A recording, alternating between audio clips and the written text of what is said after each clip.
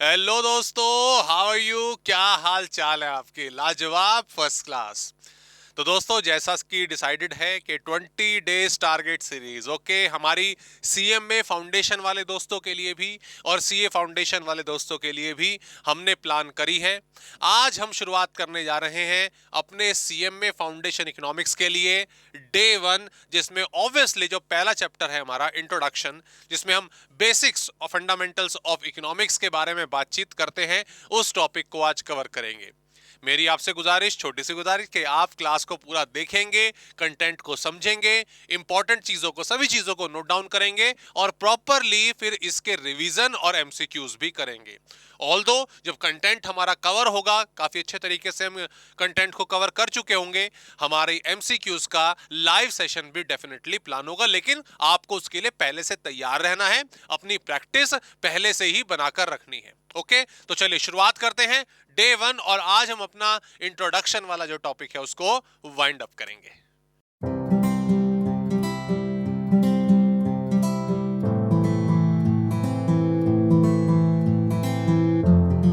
तो सबसे पहले तो दोस्तों हमें यह जानना है कि जो टॉपिक हम पढ़ने जा रहे हैं, जो कंटेंट हम पढ़ने जा रहे हैं, वो बेसिकली है क्या।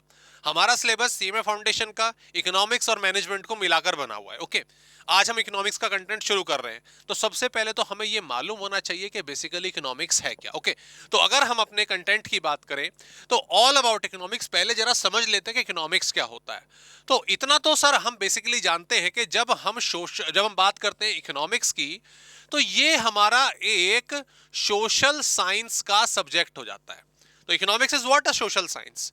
इसलिए कि हम इकोनॉमिक्स में सोसाइटी के बारे में, कंट्री के बारे में, अलग अलग एक्टिविटीज के बारे में पढ़ते हैं। ओके सर, कौन सी एक्टिविटीज के बारे में पढ़ते हैं? वो एक्टिविटीज भी हमारी कौन सी होती हैं? इकोनॉमिक एक्टिविटीज होती हैं। ओके, नॉन इकोनॉमिक एक्टिविटीज का इकोनॉमिक्स से कोई लेना देना नहीं होता। जब भी हम पढ़ाई करेंगे इकोनॉमिक्स की, जब भी हम एनालाइज करेंगे इकोनॉमिक्स के फैक्ट, तो हम हमेशा इकोनॉमिक एक्टिविटीज को कंसिडर करेंगे। सर, ये इकोनॉमिक एक्टिविटीज क्या होती हैं? दोस्तों, वो तमाम एक्टिविटीज जिनका मेजरमेंट हम मनी के टर्म्स में कर सकते हैं। आई रिपीट, जिनका मेजरमेंट, जिनकी वैल्यूएशन हम मनी के टर्म्स में कर सकते हैं, वो इकोनॉमिक टर्म्स होती हैं, वो इकोनॉमिक एक्टिविटीज होती हैं। फॉर एग्जाम्पल, भाई आप जॉब करने गए, आप जॉब, आपका ऑफिस है, आपका बिजनेस है, वटेवर कुछ भी करो। अब आपका मान लीजिए भाई, सीधी सी बात है, एक आपकी स्टेशनरी की शॉप है, आपका स्टेशनरी के प्रोडक्ट का बिजनेस है, उसमें आपने कैलकुलेटर सेल करा। ओके, तो ये आपकी मेन एक्टिविटी हुई, इससे आपको पैसे मिले कि जी कितने का कैलकुलेटर बेचा? जी 800 रुपए का। तो वो 800 रुपए मनी में मेजर हुए, दैट इज इकोनॉमिक एक्टिविटी। आप कहीं पे इंप्लॉय हो, कहीं पे जॉब करते हो, उसके बदले आपको सैलरी मिलती है। कितनी सैलरी मिलती है? जी 35,000 सैलरी मिलती है। तो आपकी जो सर्विसेज हैं वो मनी के टर्म में मेजरेबल हैं। इसका मतलब क्या हुआ? ये इकोनॉमिक एक्टिविटी हुई। ओके, ऑफिस से जाने के बाद आप मन की शांति के लिए मंदिर चले गए, ठीक है, थोड़ा वहां पे बैठ के प्रार्थना वगैरह करी, ध्यान लगाया, तो ये भी आपकी एक्टिविटी का एक मेन पार्ट है, but this is not measurable in terms of money, तो वो नॉन इकोनॉमिक एक्टिविटी होती है। तो जब भी हम इकोनॉमिक्स की बात करते हैं तो हम पढ़ाई कर रहे हैं सोशल साइंस की, एंड हम डील करेंगे किसके साथ? इकोनॉमिक एक्टिविटीज के साथ, पहली बात। अब ये इकोनॉमिक्स बेसिकली होता क्या है, इसके लिए वही थॉट जो हमने ग्रास रूट लेवल पर, यानी कि 11th-12th में इकोनॉमिक्स की डेफिनेशन को समझने के लिए अप्लाई करा था, उसी को अप्लाई करेंगे। शुरुआत कहां से होती है? सर, शुरुआत होती है किसी प्रकार की प्रॉब्लम से। वो कौन सी प्रॉब्लम है? सबसे पहली प्रॉब्लम जो हमारे सामने आती है वो है wants are greater than resources. Okay, जो भी हम चाहते हैं, जिसकी भी हमें रिक्वायरमेंट है, वो हमेशा रिसोर्सेज से कम होती है। ठीक है, जो मेन क्लासेस है मेरी पूरी की पूरी फुल फ्लेज वाली, उसमें मैंने एक्सप्लेन करा हुआ एक फार्मर का एग्जांपल, वो मैं आपके सामने भी रखता हूं कि वो एक फार्मर है, उसके पास एक एग्रीकल्चर लैंड है, उसके अपने टूल्स वगैरह हैं, मशीन से वो खेती कर सकता है। अब उस खेत में वो राइस का, शुगर कैन का, पल्सेस का, वीट का और बहुत सारे तरह के वेजिटेबल्स का प्रोडक्शन कर सकता है। जो कर सकता है, अपने कंजम्पशन के लिए यूज कर सकता है या उसको मार्केट में बेच भी सकता है। ओके, तो वीट, शुगर हो गया, राइस हो गया, शुगर कैन हो गया, राइस हो गया, पल्सेस हो गया, ये सब क्या है? ये सब उसकी वांट्स है कि मैं इन सबको प्रोड्यूस करना चाहता हूं। लेकिन भाई इतने सारे उसके पास खेत नहीं है, इतना बड़ा खेत नहीं है उसके पास, इतने सारे के सारे साधन नहीं है। जो प्रोड्यूस करना चाहता है, सीधी सी बात है, उसके मुकाबले उसके पास उसके रिसोर्सेस कम है। तो इसका मतलब जो हम चाहते हैं उसे पूरा करने के लिए रिसोर्सेस कम है, और इस सिचुएशन की वजह से wants are greater than resources. इसकी वजह से क्रिएट होती है, आप वर्ड यहां पर क्या लिख लेंगे, क्रिएट वर्ड का इस्तेमाल करेंगे, स्केर्सिटी।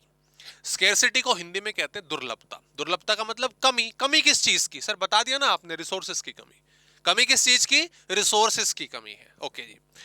अब किसान भाई की बात करें तो उसे पता चल गया कि यार मैं अपने सारे के सारे जो मेरी रिक्वायरमेंट्स थी उसको मैं पूरा नहीं कर सकता, उनको प्रोड्यूस नहीं कर सकता। क्यों? रिसोर्सेज स्केयर है, रिसोर्सेज कम है।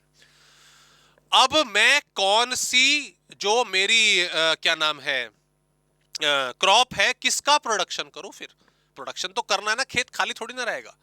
किसका प्रोडक्शन करूं? अब जब उसके दिमाग में किसका आया, और यहां पर फिर वीट घूमने लगा, राइस घूमने लगा, शुगर कैन जो है दिमाग में घूमने लगा। ये जो घूमना है ना दोस्तों, इसको कहते हैं economic problem. Scarcity leads to economic problem, कि उस किसान भाई के सामने समस्या आ गई कि मैं किसका सिलेक्शन करूं, किसका सिलेक्शन करूं।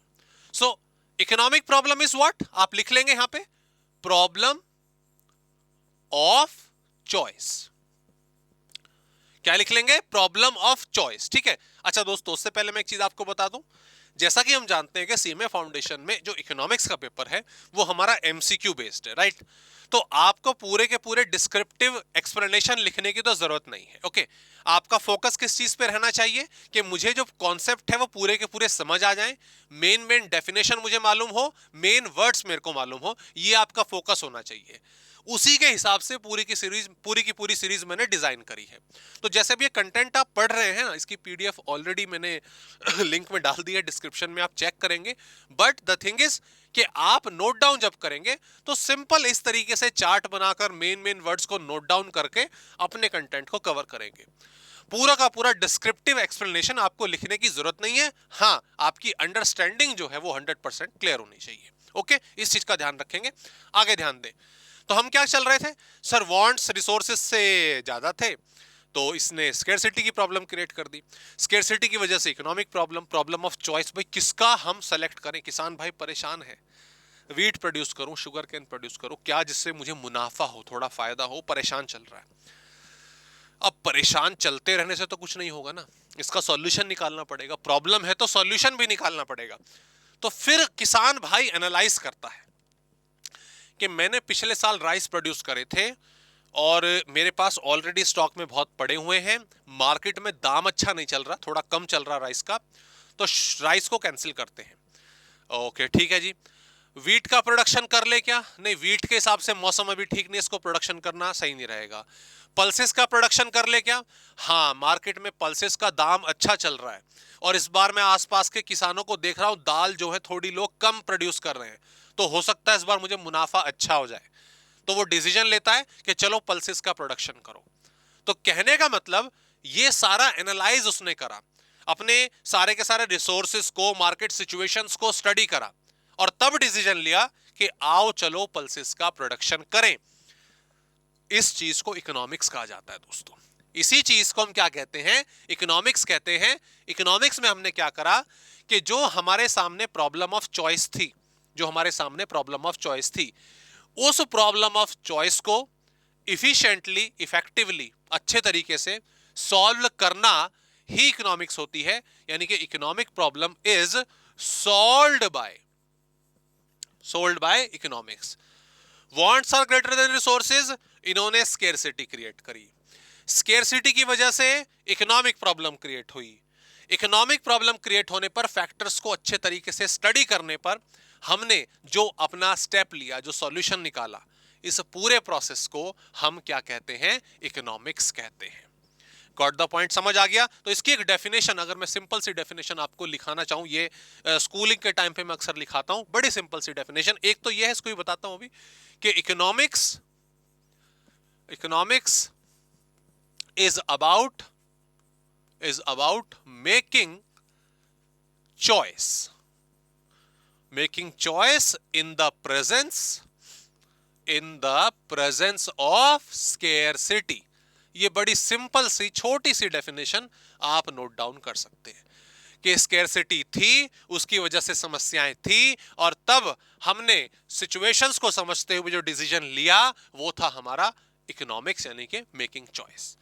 और इसको बेहतर तरीके से इकोनॉमिक्स इज कंसर्न विद कि हाउ इफेक्टिवली कितने अच्छे तरीके से हम अपने लिमिटेड रिसोर्सेस को इस्तेमाल करते हैं। सेम बात हो गई ना, कितने अच्छे तरीके से हम अपने लिमिटेड या स्केयर रिसोर्सेस को इस्तेमाल करते हैं ताकि हमारी ज्यादा से ज्यादा वांट सेटिस्फाई हो सके। ओके, तो आई थॉट कि यहां पे अब आपको जो इकोनॉमिक्स की डेफिनेशन है वो बिल्कुल अच्छे तरीके से क्लियर है। आगे बढ़ते हैं, हम अपने कंटेंट के हिसाब से, मॉड्यूल के हिसाब से हम चलेंगे। Subject matters of economics. Sir आपने बता तो दिया कि जो इकोनॉमिक्स है वो मेकिंग चॉइस है in the presence of scarcity, या आप कहिए कि हम रिसोर्सेज को अच्छे तरीके से कैसे इस्तेमाल करें अपनी अनलिमिटेड वांट्स में से जितनी ज्यादा वांट सेटिस्फाई हो सके, वो मीनिंग हमें क्लियर हो गई।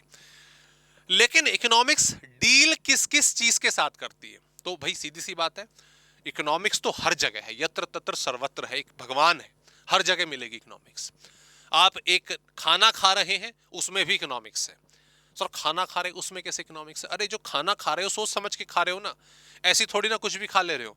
घर की इनकम के हिसाब से वो खाना आ रहा है, आपके पोषण के हिसाब से वो खाना आ रहा है, उसके लिए प्लानिंग करते हैं घर वाले, दैट्स इकोनॉमिक्स। ओके, तो हर जगह मिलेगी। हाँ, इसके डिफरेंट फील्ड्स क्या हैं, अलग अलग तरीके क्या है? Subject matters, production, technology, exchange, consumption, value and price, ये सारी चीजें पढ़ते हो आप। प्रोडक्शन पूरा का पूरा सिलेबस कह रहा हूँ, पूरा का पूरा चैप्टर आपको आगे चल के पढ़ना है। अभी 11th 12th क्लास में भी हो सकता है, अगर आपने पढ़ी है माइक्रो इकोनॉमिक्स तो उसमें पढ़ा होगा। टेक्नोलॉजी की हम बात करते हैं, ये भी प्रोडक्शन से लिंक्ड है कि कौन सी टेक्नोलॉजी हमें इस्तेमाल करनी चाहिए, capital intensive, labour intensive, economics है। एक्सचेंज की बात करते हैं, यहां पर बेसिकली सेल की बात हो गई, रेवेन्यू जनरेशन की बात आ गई, हम जो प्रोडक्ट बना रहे हैं उसको बेचेंगे, उसका प्राइस क्या रखेंगे, वगैरह वगैरह, है ना।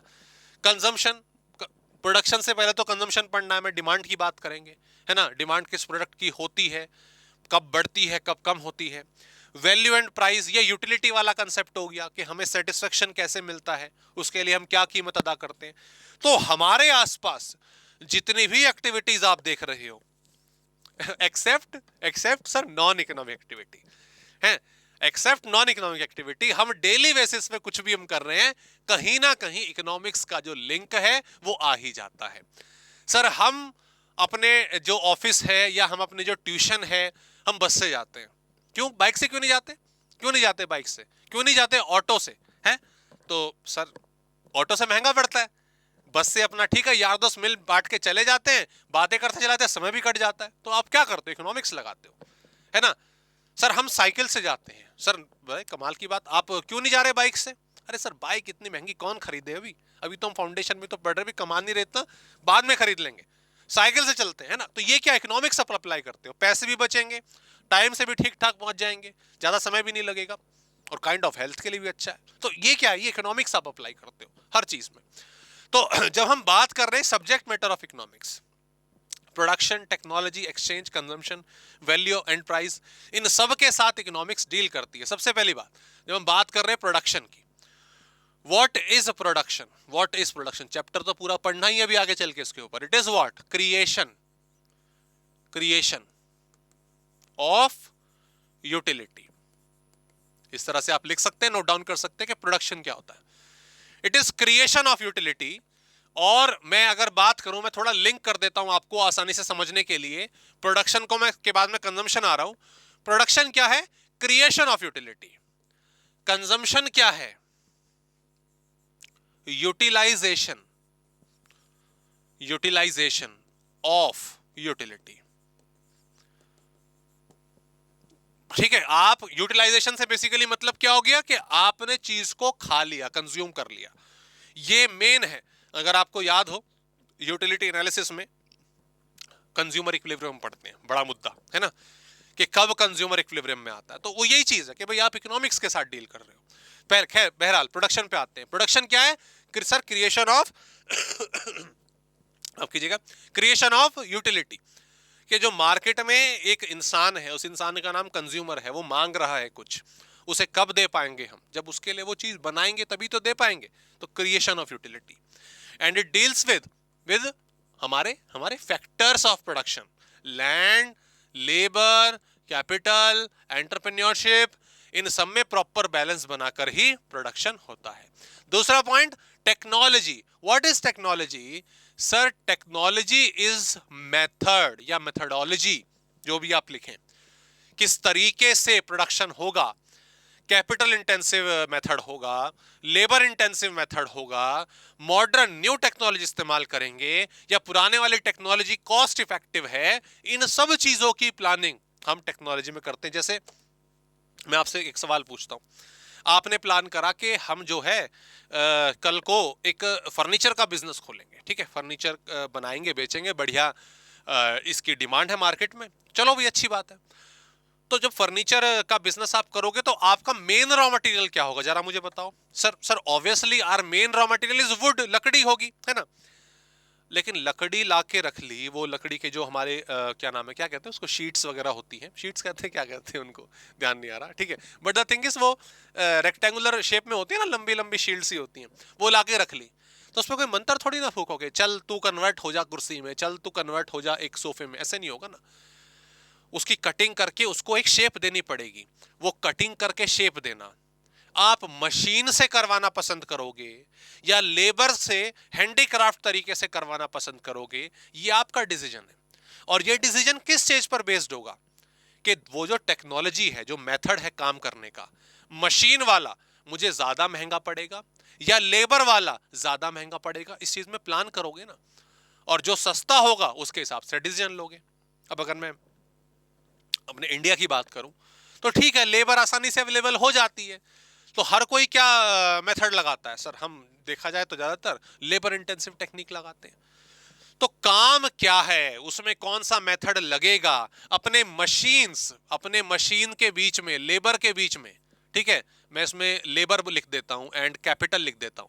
कैपिटल, कैपिटल को के से डिनोट करते हैं, आप ऐसे लिख लीजिएगा। इनके बीच में क्या रेशो होगी, that's all decided under the technology. Okay, तो दो चीज क्लियर हो गई sir. Production is creation of utility, technology में हम मेथडोलॉजी की, मेथड की बात करते हैं, रेशो जो हमारे फैक्टर्स के बीच में होनी चाहिए उसकी बात करते हैं। एक्सचेंज जब आया, तो जब मैं एक्सचेंज की बात करता हूं सर, एक्सचेंज का सीधा सा मतलब है it deals with trade, it deals with trade. और देखा जाए तो ये बुनियाद है, ठीक है, ये बेस है पूरी की पूरी इकोनॉमिक्स का। जब तक कुछ बना और जब तक कोई कंज्यूम करने वाला आया, ठीक है, अभी तक कुछ भी नहीं हुआ, अभी तक कुछ भी नहीं हुआ। कुछ कब होगा, जब इनका एक्सचेंज होगा, इन ये पैसा देगा, ये यहां से गुड देगा, तब जाके इकोनॉमी ग्रो होगी। खाली प्रोडक्शन कर लेने से और खाली वांट कर लेने से, डिमांड नहीं बोल रहा मैं, वांट कर लेने से कि ये कह रहा है चलो फर्नीचर बना दें, ये आदमी खाली सोच ही रहा है मेरे घर में फर्नीचर होना चाहिए, ऐसी इकोनॉमी नहीं चलेगी।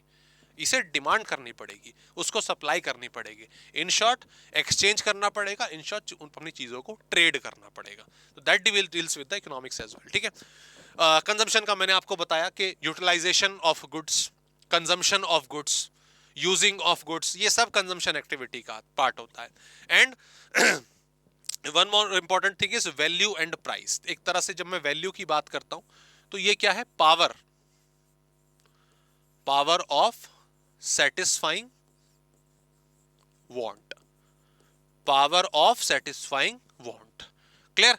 तो यहां पर सीधी सी बात अगर निकल के आई कि भाई अगर आप एक्सचेंज कर रहे हैं, ट्रेड कर रहे हैं, तो यहां पर आप उसके लिए कितना, उसकी एक तो पहली बात है कमोडिटी की इफिशिएंसी क्या है, वो क्या है, power of what satisfying want, यानी कि वैल्यू, ठीक है।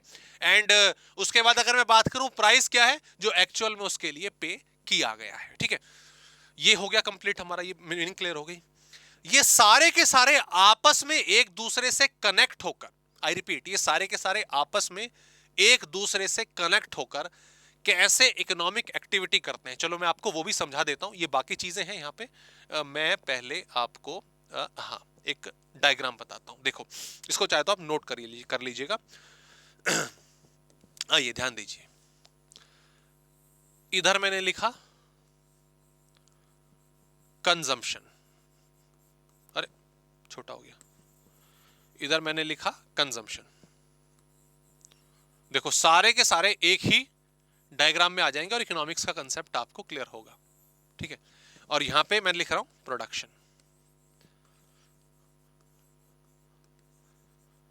ओके, ध्यान देना, प्रोडक्शन के लिए लगी टेक्नोलॉजी, राइट। प्रोडक्शन के लिए लगी टेक्नोलॉजी, प्रोडक्ट बनके तैयार हो गया, ठीक है, फर्नीचर बनके तैयार है, ये कंजम्पशन वाले भाई साहब कह रहे हैं कि हाँ मुझे चीज चाहिए, तो इनके बीच में क्रिएट होगा एक्सचेंज। इनके बीच में क्या क्रिएट होगा? एक्सचेंज। ये एक्सचेंज दो चीजों पर बेस्ड होगा। इन्होंने सीधी सी बात है बोला कि मुझे प्रोडक्ट लाके दो, इसने लाके दे दिया। एक्सचेंज किस चीज का होगा? एक्सचेंज होगा एक तरफ प्राइस का और एक तरफ वैल्यू का। Exchange is related with two factors, price and value. दोनों में डिफरेंस क्या है? प्राइस क्या है? अमाउंट पेड, और अगर मैं बात करूं जो वैल्यू है वो क्या है? वो क्या है? आपकी सेटिस्फेक्शन। वो क्या है आपका? या सेटिस्फेक्शन से अच्छा एक वर्ड आप लिख लो, यूटिलिटी। ठीक है, इट्स नॉट नेसेसरी कि जितना हमें सेटिस्फेक्शन मिले हम उतना ही प्राइस पे करते हैं। कई बारी लगता है ना चीज के लिए ज्यादा प्राइस पे कर दिया है, कम प्राइस पे कर दिया, तो दोनों के दोनों कभी सेम नहीं हो सकते। ओके, तो इस तरीके से कंजम्पशन टेक्नोलॉजी ने प्रोडक्शन करके दिया, कंजम्पशन ऑब्वियसली वो कंजम्पशन की तरफ से, अब कंज्यूमर की तरफ से आया, दोनों ने एक्सचेंज करा किस चीज का? प्राइस और वैल्यू का। वैल्यू बेसिकली जो प्रोडक्ट मिला। अगर मैं बात करूं वैल्यू क्या है? वैल्यू फाइनली गई किसके पास? कंजम्पशन के पास। वैल्यू एक तरह से जो गुड है वो है, और जो प्राइस है, जो अमाउंट है, रेवेन्यू है, वो गया किसके पास? वो गया प्रोड्यूसर या प्रोडक्शन करने वाले के पास। इस तरीके से आपकी दोस्तों जो इकोनॉमिक्स है एक तरह से चलती है। हाँ, इसमें और सारे बहुत सारे फैक्टर्स हमारे होते हैं, जैसे अगर मैं बात करूं सेविंग है, इन्वेस्टमेंट है, डिस्ट्रीब्यूशन है, और बहुत सारे सब्जेक्ट मैटर्स होते हैं। ऐसा नहीं है कि इकोनॉमिक्स खाली इन 5 एलिमेंट्स पर ही डिपेंडेंट रहती है, नहीं, बहुत सारी चीजें हैं। बट बहरहाल जो कंसेप्ट है, जो चैप्टर का कंटेंट है, हमारा फोकस उसी के ऊपर रहेगा। ठीक है, चलो ठीक है जी। तो ये कंटेंट हमने क्लियर कर लिया, सब सब्जेक्ट मैटर हमें क्लियर हो गए। उसके बाद दोस्तों आते हैं डेफिनेशंस पर। हमारे सिलेबस के हिसाब से जब मैं सीएमए फाउंडेशन के सिलेबस की बात करता हूं दोस्तों, तो स्टार्टिंग में, ठीक है, सीए फाउंडेशन के सिलेबस में ऐसा नहीं है, वहां पर डेफिनेशन का, राइटर्स का इतना इंपॉर्टेंट रोल प्ले नहीं करवाया। खैर बहरहाल जो भी उसका XYZ रीजन हो सकता है, लेकिन यहाँ पर हमें सीएमए फाउंडेशन में एक प्रॉपरली बताया कि भाई किस टाइम पर किसकी क्या डेफिनेशन आई, किसने क्या डेफिनेशन दी। तो एक छोटा सा टेबल मैंने आप लोगों का बता दिया। WWSG पहले तो ये याद रखना, ठीक है, उल्टा चल रहा है, बिल्कुल उल्टा चल रहा है, ABCD उल्टी चल रही है, WWSG, ठीक है। ये है हमारी W की बात करें तो बताओ मेरे साथ, पढ़ रखा होगा आपने, मुझे याद है सर। ये W है वेल्थ, ये W है वेलफेयर, ये S है स्केर्सिटी के लिए, और सर ये जो G है ये है ग्रोथ के लिए। बिल्कुल सही। Over the period of time, पहली बात इकोनॉमिक्स समझ लीजिए। इकोनॉमिक्स जो सब्जेक्ट हमारा है वो एक थ्योरी सब्जेक्ट है, और थ्योरी सब्जेक्ट जो होता है या थ्योरेटिकल कंसेप्ट जो होता है वो हर समय रहते रहते अपने थॉट्स, अपने काम करने के तौर तरीके बदलता है। तो पहले इनिशियल लेवल पे जब इकोनॉमिक्स की अंडरस्टैंडिंग हुई तो डेफिनेशन कुछ और थी, समय रहते उसमें कुछ और परिवर्तन हुए, फिर समय रहते कुछ और परिवर्तन हुए। तो इकोनॉमिक्स की डेफिनेशन समय समय रहते बदलती है। पर ऐसा नहीं है कि ये वाली आपकी गलत हो गई जब ये वाली आई, ऐसा नहीं है। ये बेसिकली अगर हम बात करें सबका अपना अपना प्रेजेंस बना रहता है। ओके, अब यहां पर खैर बहरहाल जो हम बात करते हैं कि डेफिनेशन क्या क्या बदली, समय रहते रहते इकोनॉमिक्स ने क्या डेफिनेशन बदली। तो वेल्थ डेफिनेशन सबसे पहले अगर मैं बात करूं एडम स्मिथ, क्या ठीक है आपका एडम स्मिथ, और 1776 में इनकी बुक आई थी वेल्थ ऑफ नेशन। कौन सी बुक आई थी आपकी? Wealth of nation. और उसमें इन्होंने इकोनॉमिक्स की डेफिनेशन दी। तो जैसा कि आप देख पा रहे हैं, economics is a science which deals with wealth. इन्होंने पूरा का पूरा फोकस डाल दिया कि इकोनॉमिक्स जो है वो मनी से रिलेटेड है, इस पे मनी का फोकस कर दिया। मतलब वेल्थ को, अपने मनी को आप किस तरीके से मैनेज करते हो, वो इकोनॉमिक्स है। हो इसमें ज्यादा कुछ ऐसा नहीं हुआ, सब कुछ ठीक ठाक था। लेकिन 1870 में जो वेलफेयर डेफिनेशन दी, किसने दी? एल्फ्रेड मार्शल ने। एल्फ्रेड मार्शल एडम स्मिथ को खूब मानते थे कि उनके थॉट्स को फॉलो करते थे, लेकिन उन्होंने सिर्फ ये कहा कि हमें खाली मतलब वेल्थ पर फोकस नहीं करना चाहिए, वेल्थ फॉलो कर, इकोनॉमिक्स यूज कर, इकोनॉमिक्स की बात कर रहे हो तो वेल्थ का यूटिलाइजेशन है, वेल्थ का यूज है, उसका मैनेजमेंट है, लेकिन उन्होंने बस इसमें वेलफेयर वर्ड जो है उसको भी फोकस कर दिया कि हमें वेलफेयर की तरफ भी ध्यान देना चाहिए। प्रिंसिपल ऑफ इकोनॉमिक्स करके इनकी बुक्स थी और उसमें इन्होंने इस बात का जिक्र करा। मतलब क्या दोस्तों, देखो मान लो आप और मैं हूं, ठीक है, अब आप और मैं मिलाकर 10 लोग हैं, ठीक है, आप बहुत सारे बच्चे क्लास देख रहे हो, हम 10 लोग हैं, एक मैं हूं और आप लोग 9 हैं। हम एक कंट्री है, ओके, हम एक कंट्री है, हमने पिछले साल 1 करोड़ रुपए कमाए। कितने कमाए? 1 करोड़ रुपए। अच्छा नंबर है सर, ठीक है। उस 1 करोड़ में से 90 लाख मैंने रख लिए, 90 लाख मैंने रख लिए, और सीधी सी बात है 10 लाख आप सबके बीच में बांटे गए, 9 लोगों के बीच में, है ना, एक केस हुआ। उससे अगले साल हम सब ने मिलकर 2 करोड़ रुपए कमाए, तो it's a very good growth. हमने अपनी वेल्थ को बहुत अच्छे तरीके से बढ़ाया। लेकिन फिर उसमें से लगभग 1 करोड़ 70 लाख मैंने रख लिए और 30 लाख आपको बांटे गए, आपकी इनकम मानी गई। तो यहां पर कुछ गड़बड़ नजर आ रही है। हम वेल्थ के मायने में तो बढ़ रहे हैं, लेकिन वेलफेयर सिर्फ मेरा हो रहा है, वेलफेयर सिर्फ मेरा हो रहा है। तो उस चीज को जो एल्फ्रेड मार्शल है उन्होंने टारगेट करा कि नहीं यार, ऐसा नहीं है, वेल्थ ठीक है, आप बढ़ा रहे हो इकोनॉमी की वेल्थ को, लेकिन उसकी जो सुविधाएं हैं, उसका जो डिस्ट्रीब्यूशन है, वो लोगों के बीच में इक्वालिटी बेसिस पर होना चाहिए, उनका ये फोकस रहा। ठीक है, उसके बाद स्केरसिटी की डेफिनेशन, स्केरसिटी की डेफिनेशन, और इसमें बहुत सारे वैसे इसमें राइटर रहे, लेकिन रॉबिन्सन के जो मेन थे उन्होंने इसकी डेफिनेशन दी, और 1932 में 1932 में इन्होंने डेफिनेशन दी। और जो हमने पढ़ रहे हैं ना आजकल, बेसिकली जो कंसेप्ट अपना लॉजिक वाला पढ़ रहे हैं वो कि wants are greater than resources, हम रिसोर्सेज को अच्छे तरीके से इस्तेमाल करें, वो स्केरसिटी वाली ही डेफिनेशन है। इनकी बुक का नाम मेरे को याद नहीं आ रहा, वो एस करके है कुछ इनकी बुक्स, उसमें इन्होंने अपने थॉट रखे थे। और दोस्तों मैं आपको बताऊं, 1932 में स्केरसिटी की डेफिनेशन आई, मतलब रॉबिन्स ने अपनी डेफिनेशन दी, और 1948 में जॉन मिनार्ड केन्स और पॉल ए सैमुअलसन, इन सब ने अपनी डेफिनेशन दी, ग्रोथ की डेफिनेशन। उन्होंने ग्रोथ को लेकर बात करी, ये स्केरसिटी की बात कर रहे थे, ये स्केरसिटी की बात कर रहे थे, और इन्होंने क्या नाम है, ग्रोथ की बात करी, यूज एंड एम्प्लॉय, यहाँ पे ग्रोथ की बात करी। आप देख रहे हो 1932 1948 हालात इकोनॉमी के अंदर, ठीक है, अगर मैं बात करूं आपसे थोड़ा सा, यहाँ पे मैं अंडरस्टैंडिंग वाली चीज आपको बता रहा हूं। जब हमारा इसको हटा देते हैं, ये वाला दौर था, कौन से वाला, 1850 या 1800 भी कह सकते हो, 1800 भी कह सकते हो, से लेकर 1920, 1800 से लेकर 1920, इस दौरान हमारे वर्ल्ड की बात कर रहा हूं मैं, बहुत सारे चेंजेस देखे। चेंजेस ये देखे, एक तो इंडस्ट्रियलाइजेशन बहुत रैपिड लेवल पे हुआ, वो इंडस्ट्रियलाइजेशन धीरे धीरे फैक्ट्रीज के रूप में, ट्रांसपोर्टेशन के रूप में इंडिया तक पहुंचा, अमेरिका तक पहुंचा, और एक रेवोल्यूशन उस टाइम पे क्रिएट हुआ। प्रोडक्ट बनने लगे के साथ साथ जो जनसंख्या थी, पॉपुलेशन थी, वो भी बढ़ने लग गई। तो हुआ क्या इस दौरान, बेसिकली अगर मैं बात करूं, इन 100 साल 150 सालों में, लगभग 100 साल ही मान लीजिए, बहुत सारे इकोनॉमिक चेंजेस फैक्ट्रीज के रूप में, इंडस्ट्रियलाइजेशन के रूप में, पॉपुलेशन ग्रोथ के रूप में, जीडीपी ग्रोथ के रूप में दिखने लग गए। ठीक है, जो इकोनॉमिक्स के लॉस चल रहे थे वो धीरे धीरे लगने लगा कि कुछ गलत है, धीरे धीरे समझ आने लग गया कुछ गलत है।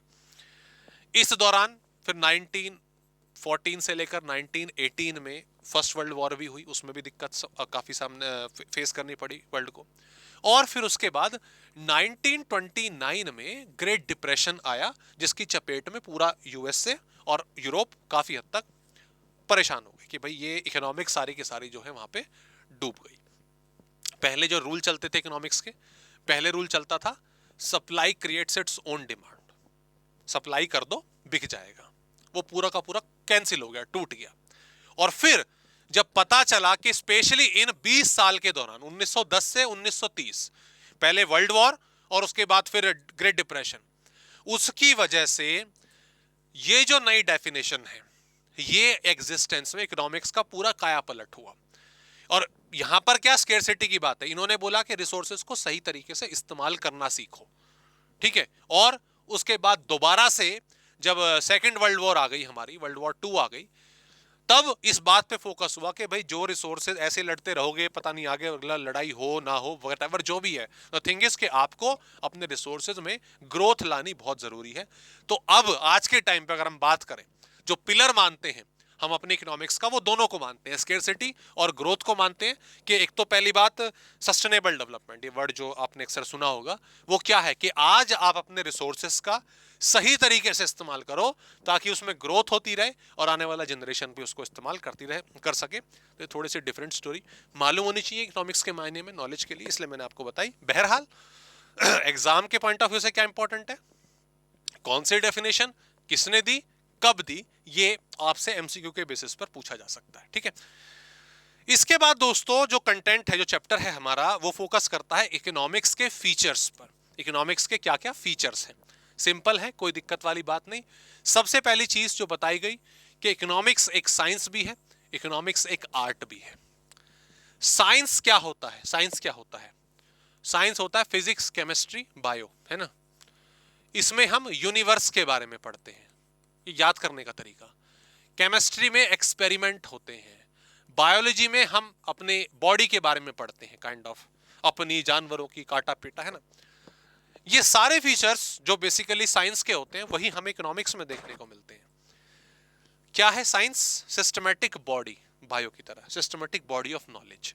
ये एक थ्योरी है, इसमें बहुत सारा कंटेंट है और ये हमें समझना पड़ता है, पढ़ना पड़ता है। ये जो कंटेंट है ये ओवर द नाइट क्रिएट नहीं हुआ, ये ओवर द नाइट क्रिएट नहीं हुआ। यहां पर ऑब्वियस सी बात है, कॉज एंड इफेक्ट एक्सपेरिमेंट के बेसिस पर हमने इकोनॉमिक्स के जो लॉ हैं बिजनेसेस में, छोटे बिजनेस, बड़े बिजनेस, मैनेजमेंट, इन सब चीजों में अप्लाई करें, अप्लाई करके उनके रिजल्ट देखे। रिजल्ट देखने पर हमने माना कि हाँ ये लॉ अच्छा है, इस तरीके से अप्लाई होगा, ये लॉ हमें अप्लाई नहीं करना चाहिए, वगैरह वगैरह। साथ ही एनालिसिस ऑफ फैक्ट्स, जो रिजल्ट निकल के आता है, जो रिजल्ट निकल के आता है उसके बिहाफ पर ही हम लॉ को स्टैब्लिश करते हैं। And formulation of laws and theories universally, formulation of laws and theories universally, हर जगह। अगर मैं बात करूं छोटे से छोटा बिजनेस या बड़े से बड़ा बिजनेस, पूरे वर्ल्ड में चाहे क्रिकेट टीम हो या एक सरकार हो, हर जगह यूनिवर्सली हम इकोनॉमिक्स के बेसिस पर ही अपने रूल्स, अपने रेगुलेशंस जो हैं वो क्रिएट करते हैं। तो बेसिकली जो साइंस का फीचर है वो हमें इकोनॉमिक्स में भी देखने को मिलता है। इकोनॉमिक्स एक आर्ट भी है। आर्ट क्या होती है, अगर मैं बात करूं कि भाई कोई पेंटिंग अच्छी करता है, कोई डांस अच्छी करता है, कोई म्यूजिक अच्छा बजाता है, तो ये क्या है, एक आर्ट होती है, हम आर्ट ऐसे जानते हैं। तो इकोनॉमिक्स भी एक आर्ट है, ठीक है। कैसे, फॉर एग्जाम्पल मान लीजिए आप कल को सीएमए बने, ठीक है, और आपका दोस्त भी सीएमए बना, दोनों के लगभग जो नॉलेज लेवल है वो सेम है, मार्क्स लगभग सेम आए। अब आप दोनों अलग अलग कंपनीज में प्लेस्ड हो जाते हो। अब ऑब्वियस सी बात है, मान लीजिए आपको आपका फाइनेंस डिपार्टमेंट का हेड बना दिया गया। अब आप जो अपनी कंपनी में पॉलिसीज अप्लाई करोगे, जो रिसोर्सेज का एलोकेशन करोगे, वो जरूरी नहीं है आपका दोस्त भी वैसी करे, पॉसिबल नहीं है। उसकी कंपनी की सिचुएशन अलग है, आपकी अलग है, आपकी थिंकिंग अलग है, उसकी डिफरेंट है। तो कहने का मतलब हम अपने हिसाब से, सिचुएशन के हिसाब से अपनी इकोनॉमिक्स को, अपने मेथड्स को अप्लाई करते हैं। और आप खुद देखो, क्या डांस सब एक जैसा करते हैं, क्या म्यूजिक सब एक जैसी बनाते हैं, क्या आर्ट सब एक जैसी करते हैं, नहीं। क्योंकि हर एक की अपनी अपनी एक स्किल होती है काम को करने की। दैट्स वाई ये क्या है, इकोनॉमिक्स क्या, एक स्किल बेस्ड है, ठीक है। सबका काम करने का तरीका जो है, मेथड है, वो अलग अलग होता है।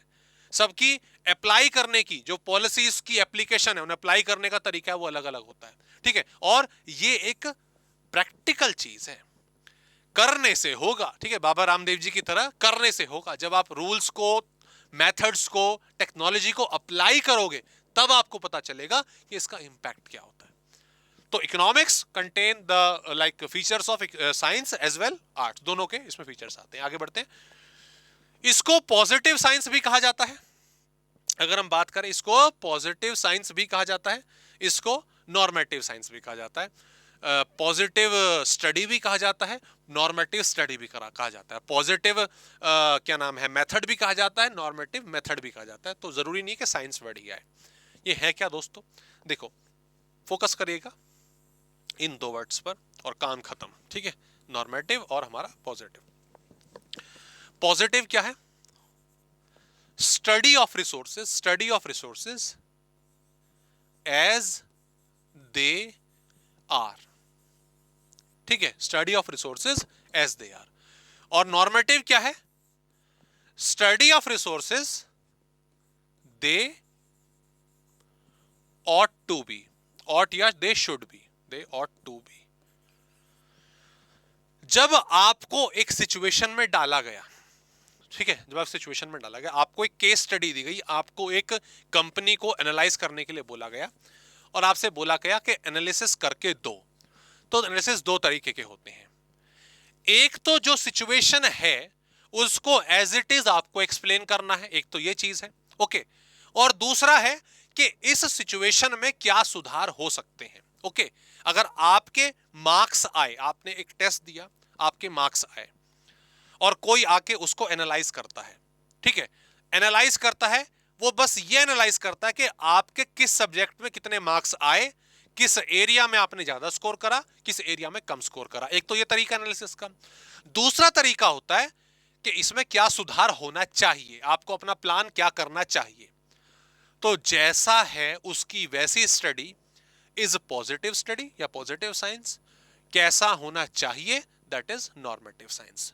और दोनों का योगदान इकोनॉमिक्स में है। दोनों तरीके की स्टडी होती है कि ऐसा नहीं कि खाली नॉर्मेटिव होगी, ऐसा नहीं कि खाली पॉजिटिव होगी।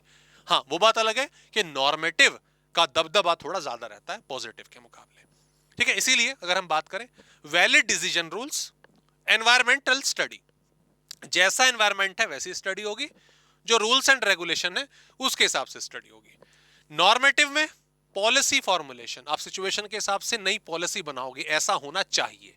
सेम चीज विद डिसीजन मेकिंग, जो कहानी हो गई उसमें क्या परिवर्तन हो, इज नॉर्मेटिव। फ्यूचर प्लानिंग, आप ऑब्वियसली ऐसा होना चाहिए, किसके लिए करोगे, पास्ट के लिए थोड़ी ना करोगे, फ्यूचर के लिए करोगे, ओके। तो पॉजिटिव, नॉर्मेटिव, ये हो गया। हम इकोनॉमिक्स में मेथड्स यूज करते हैं काम करने का, चाहे हमें कंज्यूमर की डिमांड के बारे में स्टडी करनी है या हमें प्रोडक्शन के मेथड्स के बारे में बात करनी है।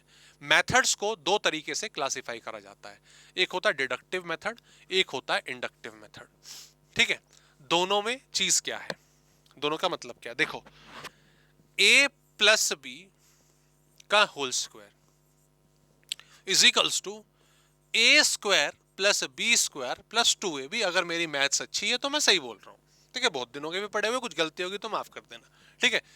ये फॉर्मूला है, ये फॉर्मूला आपको मैंने सिखा दिया, मैथ्स मैंने आपको सिखा दी, ठीक है। और उसके बाद मैंने आपको न्यूमेरिकल दिया कि चलो मुझे 106 का स्क्वायर करके दिखाओ। तो आप क्या करोगे, सर मैं इसको इस अप्रोच से इस्तेमाल करके सॉल्व करके आपको दे सकता हूं फटाफट से, ठीक है। मुझे 106 को 106 से इंटू करने की जरूरत नहीं है, ऐसे मैं अप्लाई कर दूंगा। द कंसेप्ट इज आपको फॉर्मूला पहले से पता है, आपको फॉर्मूला पहले से पता है, आपने उसको अप्लाई कर दिया। इस तरीके को कहते हैं डिडक्टिव मेथड या डिडक्टिव अप्रोच। लेकिन जब फॉर्मूला पता नहीं है, कुछ भी पता नहीं है, आपने एक सिचुएशन को, एक केस को स्टडी करा, उसको पूरा एनालाइज करा और एनालाइज करने के बाद फॉर्मूला बनाया, उसे कहा जाता है इंडक्टिव मेथड या इंडक्टिव अप्रोच। दोनों इस्तेमाल होती हैं। कहीं कहीं पर आपको रूल्स पहले से पता होते हैं, कहीं कहीं पर आप दोबारा बनाते हो। बाकी यहां पे इनके दूसरे नाम है प्रायर, एब्स्ट्रैक्ट या एनालिटिकल मेथड। एब्स्ट्रैक्ट वर्ड देखो, एब्स्ट्रैक्ट मतलब पहले से तैयार है, फिक्स्ड है, यही तरीका आपको अप्लाई करना है। बेसिस ऑफ फंडामेंटल एजम्पशन, पहले से ही आपके एजम्पशंस तैयार होंगे, उसके हिसाब से अप्लाई करेंगे। और general to particular, general to particular मतलब ये फॉर्मूला जर्नली हर जगह लगता था और आपको एक पर्टिकुलर क्वेश्चन दिया गया, आपने उसमें भी अप्लाई कर दिया। That is what deductive. Inductive की बात करें हिस्टोरिकल मेथड, स्टैटिस्टिकल मेथड, ये इसके नाम हो गए। पुरानी प्रणाली चलती आ रही है। ऑब्वियसली जब कुछ चीज के बारे में पता नहीं होता, हम पूरी स्टडी करके तब उसका फॉर्मूला बनाते हैं। Theories are prepared on the basis of facts. Facts क्या है? जब आपने कुछ काम करा, स्टडी करी ना, तब जाके आपने थ्योरीज जो है वो प्रिपेयर करी है, ठीक है, फॉर्मूला जो है वो बनाए हैं। और पर्टिकुलर टू जर्नल, आपने कोई एक स्पेसिफिक केस को स्टडी करा, आपने किसी स्पेसिफिक केस को स्टडी करा, उस केस को स्टडी करने के बाद जो आपने फॉर्मूला बनाया, अब वो हर जगह अप्लाई होगा, वो हर जगह अप्लाई होगा। ओके जी, दोनों का लॉजिक क्लियर हुआ बराबर तरीके से। चलिए, बहुत बढ़िया। अब ज्यादा इसमें कुछ रहने गया, सिंपल से तरीके रह गए हैं। अब हम आ गए हैं सेंट्रल प्रॉब्लम्स ऑफ इकोनॉमी में। प्रॉब्लम्स क्या है, कौन सी आपको मालूम होनी चाहिए, क्योंकि जैसा मैंने आपको बताया कि जो हमारा सिलेबस है वो थ्योरेटिकल मतलब डिस्क्रिप्टिव पेपर नहीं है, एमसीक्यू बेस्ड है। तो उस हिसाब से आपको बस सेंट्रल प्रॉब्लम की नॉलेज होनी चाहिए कि कौन कौन सी प्रॉब्लम्स होती हैं। तो अगर हमने पढ़ रखा है, हमने रिवीजन करी हुई है, तो सर 4 तरह की प्रॉब्लम जो मेन हमें पढ़नी होती है।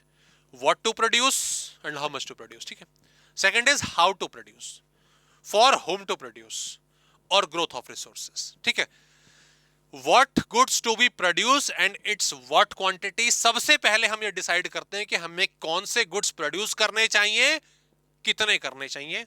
और व्हाट टू प्रोड्यूस में दोस्तों हम सिलेक्शन करते हैं कैपिटल गुड्स के बीच में और हमारे कंज्यूमर गुड्स के बीच में। कंज्यूमर गुड्स कौन से? सर वो गुड्स जो हम डायरेक्टली कंज्यूम करते हैं, वो कंज्यूमर गुड्स हैं। कैपिटल गुड्स कौन से? सर वो गुड्स जो कंज्यूमर गुड्स को बनाते हैं, है ना। हमें दोनों में प्रॉपर बैलेंस रखना होता है इकोनॉमी में। ऐसा नहीं कि सारे के सारे कैपिटल गुड्स बना दिए, सारे के सारे कंज्यूमर गुड्स बना दिए, ना। दोनों में प्रॉपर बैलेंस बनाए रखना जरूरी है। सबसे पहले हम ये डिसाइड करते हैं।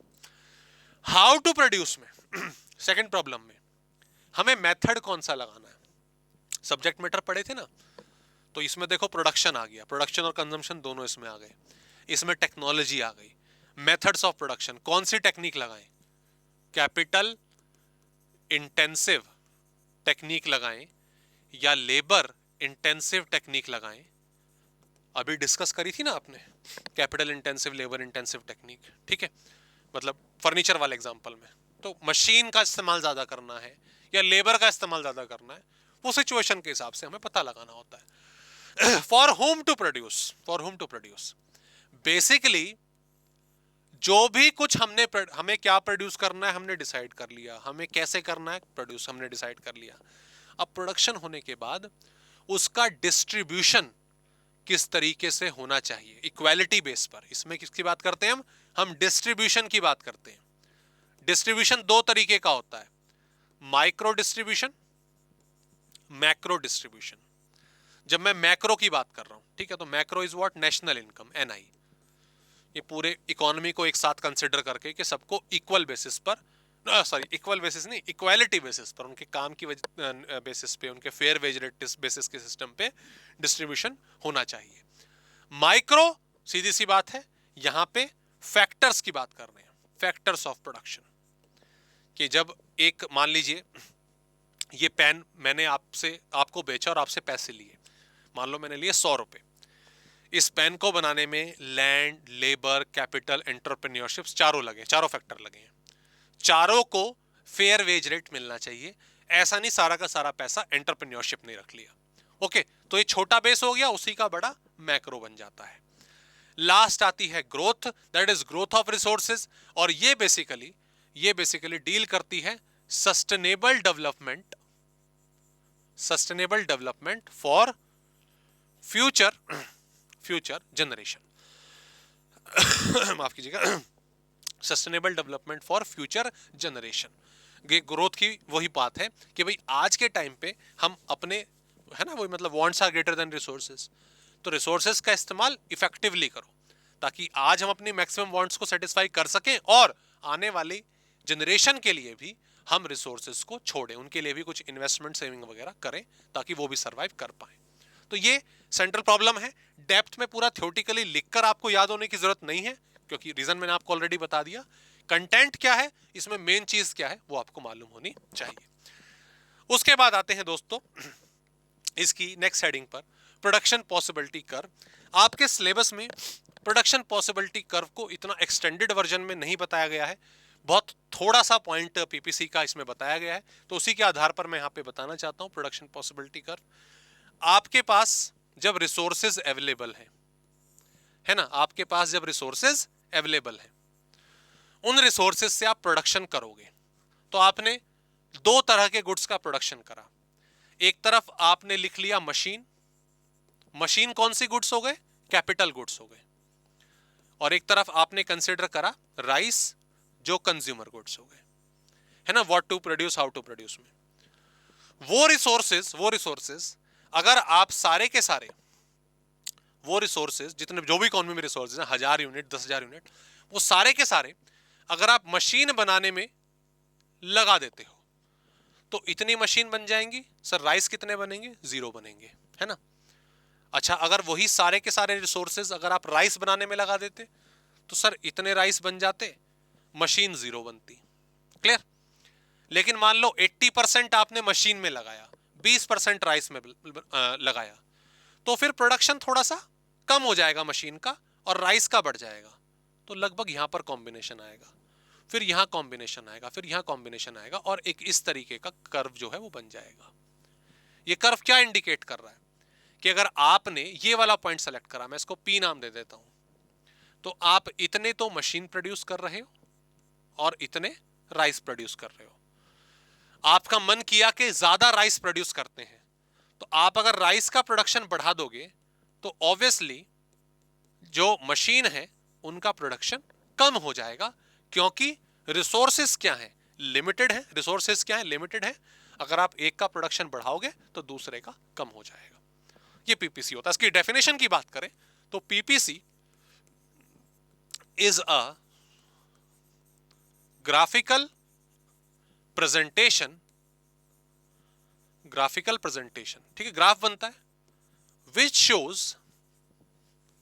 शोज मैक्सिमम, ना जाने इस लाइन पर कितने सारे कॉम्बिनेशन आ जाएंगे, maximum production combinations between two goods, दो गुड्स लिए आपने, एक कैपिटल और आपका consumer, on the basis of given resources and technology, तो ये एक प्रॉपर डेफिनेशन इसमें बन के आ जाती है, जिसमें बता दिया गया कि भाई ऐसा है, दो गुड्स थे, रिसोर्सेज एक जो गिवन थे और टेक्नोलॉजी जो गिवन थी, उसके बेसिस पर हमने ये कर्व ड्रॉ करा। दैट्स इट, समझ आ गया। तो पीपीसी को लेकर आपके कंटेंट में इतना ज्यादा प्रोविजन नहीं था। ओके जी, चलो फर्स्ट डे में आज हमने इंट्रोडक्शन वाला जो टॉपिक है दोस्तों वो डन करा, कंप्लीट करा। प्रॉपरली अच्छे तरीके से रिवाइज करिएगा, वीडियो को लाइक जरूर करिएगा, और भाई सीधी सी बात है, आपके लाइक करने सब्सक्राइब करने से मुझे बहुत सपोर्ट मिलता है, जैसा कि मैंने आपको पहले बताया। इसमें आपकी कोई भी क्वेरी, कोई भी डाउट अगर आपका रेज है, आता है, तो प्लीज उसे जरूर मेंशन करें। प्रॉपरली रिवाइज कर लेगा। डे 2 में we are moving towards the demand. खैर प्रोसेस आपको ऑलरेडी मेन लेक्चर में बता दिया गया था, और मैं उम्मीद करता हूं तब तक आप इसको प्रॉपरली अच्छे तरीके से रिवाइज कर लेंगे। ठीक है, मिलते हैं आपसे दोस्तों नेक्स्ट डे में। प्लीज टेक केयर, और अपनी क्वेरीज को, डाउट्स को प्रॉपरली मेंशन कर दीजिएगा। Bye bye and all the best.